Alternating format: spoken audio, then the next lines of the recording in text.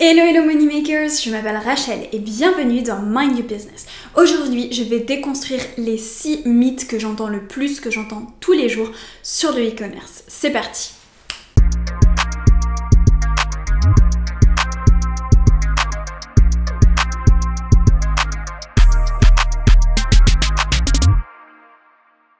Aujourd'hui, je vais casser les 6 mythes que j'entends le plus sur les business en ligne, sur le e-commerce.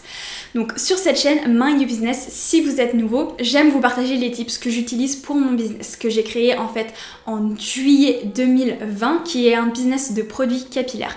Donc je vends principalement aux États-Unis et en France, ce qui me permet d'avoir en fait aussi une notion de business à l'international, de business en anglais et en français. Donc je peux vraiment vous partager une expérience des plus complète avec tous les meilleurs tips que j'utilise tous les jours, et aussi si jamais je fais des erreurs, je vous les partage pour que le jour où vous construisez votre business, vous ne les reproduisiez pas.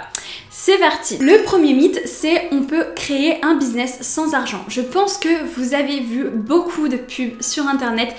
Oui, crée ton business sans argent, pars de zéro et deviens millionnaire. Non, ça n'existe pas. Je suis désolée, ça n'existe pas. Vous avez forcément besoin d'argent pour créer un business en ligne. Même si c'est un tout petit peu, ça va vraiment dépendre de votre business. Mais pour le e-commerce, déjà, vous allez devoir payer votre inventaire, le transport. Donc, même si on ne prend pas tous les frais qu'il peut y avoir à côté, des petits frais comme le site internet, etc., ne serait-ce que de commander votre inventaire et de commander les frais de transport, même si vous prenez un petit produit, vous devrez forcément avancer les frais et du coup payer votre inventaire. Même si c'est du dropshipping où vous n'achetez pas l'inventaire, vous allez forcément devoir créer un site internet, devoir travailler avec des partenaires pour pouvoir faire les envois, pour pouvoir faire la facturation ou encore payer votre comptable si vous avez une entreprise. Donc, vous avez forcément besoin d'un petit capital, ne serait-ce que de 1000, 2000, en tout cas quelque chose pour commencer, parce que vous ne pouvez pas du tout commencer avec absolument 0 €. Le deuxième, il faut une grande idée pour démarrer. Alors moi, c'est ce que j'ai toujours cru et c'est ce qu'on nous faisait un peu croire quand on était au lycée, enfin à l'école, même à l'université. J'avais l'impression que tous ceux qui étaient entrepreneurs, c'est qu'ils avaient inventé un truc de malade.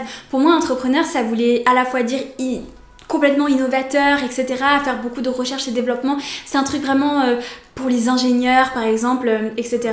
Si vous êtes en Suisse, vous connaissez sûrement le PFL. Moi, j'étais à HEC qui était à côté de l'EPFL, et un peu les entrepreneurs, c'était un peu les gens de l'EPFL.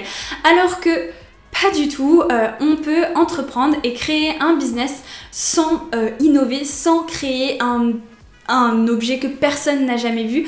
On peut tout simplement créer, innover avec un projet qui existe déjà sur le marché, et on peut innover de plein de manières différentes. Améliorer le produit, mais ça peut être aussi innover de par le service, comme par exemple, je pense à Casidomi, c'est tout simplement un magasin bio. C'est juste qu'il y a un système d'abonnement avec des réductions. Donc le service est différent de si vous allez par exemple à la Biocoop, vous allez juste tout simplement faire vos courses comme dans n'importe quel supermarché. Donc il y a des manières d'innover et de manière d'entreprendre, en fait, d'offrir une offre un peu unique, de plein de manières différentes, et vous n'avez pas besoin d'inventer un truc complètement révolutionnaire. Hop, je pense qu'on est au milieu de cette vidéo, donc n'hésitez pas à mettre un petit pouce en l'air si cette vidéo vous plaît, ça aide vraiment en référencement, et aussi n'hésitez pas à vous abonner pour recevoir des notifications quand les prochaines vidéos sortiront. Le troisième que j'entends toujours, c'est « Ah, c'est pas pour moi être entrepreneur parce qu'il y a beaucoup trop de paperasse ». C'est complètement faux. Créer une entreprise, ça demande 4 signatures et 5 papiers. Après, ça dépend si vous êtes en auto-entreprise. Si vous créez votre entreprise, vous avez un comptable qui va s'occuper de tout. C'est obligatoire de toute façon de faire appel à un comptable. Si vous êtes en auto-entreprise, certes, il y aura un peu plus de papiers, mais il y a un moment, si on est organisé, on est organisé. C'est comme moi, je vois tout le temps tous ces influenceurs. Oh là là, faut que je fasse la compta, etc. En fait, quand les influenceurs disent ça, c'est juste qu'ils doivent créer une facture ou bien prendre en photo leur reçu des dépenses qu'ils ont fait. Il n'y a rien de complètement fou et de complètement difficile. Certes, j'ai fait des études dans la compta, etc. Mais pourtant, c'est pas du tout ça qui fait que j'arrive à faire ma compta facilement. Mais c'est juste très simple. Tout ce que vous dépensez, vous devez le prendre en photo, vous devez prendre en photo les reçus. Et puis, tout ce que vous devez facturer, vous devez créer une facture. Il y a un moment, c'est tout simple. Après, votre comptable, il s'occupe du reste quand vous avez une entreprise.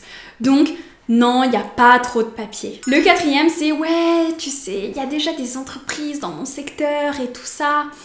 Donc j'arriverai jamais à faire ma place. Il y a combien de coiffeurs à Paris? Pourquoi est-ce qu'il y a encore des coiffeurs qui ouvrent? Parce qu'ils ont un truc en plus à vous offrir. Et c'est ce que toi, en tant qu'entrepreneur, tu dois te dire quand tu crées ton entreprise. C'est que ton produit, il est meilleur que celui d'à côté. Ou ton produit, il a une valeur ajoutée pour certaines personnes qui ne va pas être le cas dans d'autres coiffeurs. Par exemple, certaines personnes vont consommer que du bio et donc voudront un coiffeur bio. Donc c'est pour ça qu'elles vont venir chez toi. Peut-être pas forcément parce que tu fais la meilleure coupe de Paris, mais parce que tu utilises des produits bio. Chose qu'elle ne va pas trouver dans un coiffeur qui sera plus conventionnel. Ou bien tu fais des coupes à sec et donc c'est plus joli pour les personnes qui ont les cheveux bouclés que des coiffures mouillées et du coup qui sont juste tout droit. Ou bien tu utilises des ciseaux cautérisants qui font que tu as beaucoup moins de fourches. Bref, il y a plein de choses pour innover et ça peut passer à travers le service ou bien à travers le produit. Le cinquième, créer son business, c'est long et difficile. Alors, c'est long, tout est relatif. Parce que moi, j'ai commencé à travailler sur mon business, comme je vous le disais, en juillet 2020. J'aurais pu commencer à vendre en décembre. Il y a eu un peu de retard, mais qui n'était pas du tout dépendant ni moi, ni de mon freight forwarder, mais de mon entrepôt. Bref, long story short, je vous expliquerai ça dans une autre vidéo, je pense. Mais ce qui a fait que j'ai dû attendre février. Mais bref, tout ça pour dire que en fait en 6 mois j'ai pu créer un business qui était fiable, un business qui était rentable et qui était construit sur de bonnes bases. Donc après ça dépend tout simplement de vos niveaux d'implication. Et pour la difficulté, c'est un peu comme ce que je disais dans une autre vidéo, c'est que par exemple moi j'ai pu me lancer aux États-Unis mais parce que je travaille en anglais pour une entreprise américaine depuis 3 ans, donc je connais un peu ce marché et je sais comment travailler en anglais. Mais si vous êtes français, vous n'avez jamais travaillé en anglais ou bien suisse ou bien belge ou bien canadien, peu importe, mais que vous n'avez jamais travaillé en anglais ou vous connaissez pas forcément ce secteur, je vous le conseille pas. Plutôt restez dans votre secteur à vous, donc c'est-à-dire par exemple si vous êtes en France, restez en France et là exploitez toute la partie française. Du coup la difficulté elle va plus se traduire par des petites choses comme ça, mais après il y a toujours moyen en fait de trouver des solutions qui s'adaptent le mieux à vous. En l'occurrence par exemple si vous êtes français, vous ne parlez pas anglais, faites-le en France. Après la difficulté, il n'y a pas d'immenses difficultés, il s'agit toujours de rebondir. Va y avoir des petits obstacles et puis il faut rebondir tout simplement. Et enfin le sixième qui est une grosse pensée limitante, c'est qu'il faut être expert pour pouvoir créer un business dans un certain domaine. Absolument pas, absolument pas. Vous n'avez pas besoin d'être expert. Par contre, il va être important de s'informer, de se renseigner, de découvrir de nouvelles choses et au fur et à mesure du chemin, vous allez pouvoir devenir expert et donc réunir tout un tas d'informations que vous allez avoir à travers vos fournisseurs, que vous allez pouvoir avoir à travers vos clients, à travers des influenceurs, à travers des livres, peu importe en fait. Mais vous n'avez pas besoin d'être expert pour pouvoir lancer dans ce domaine.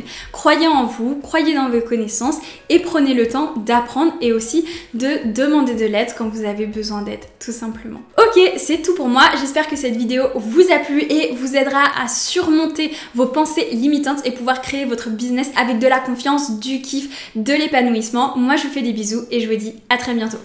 Ciao!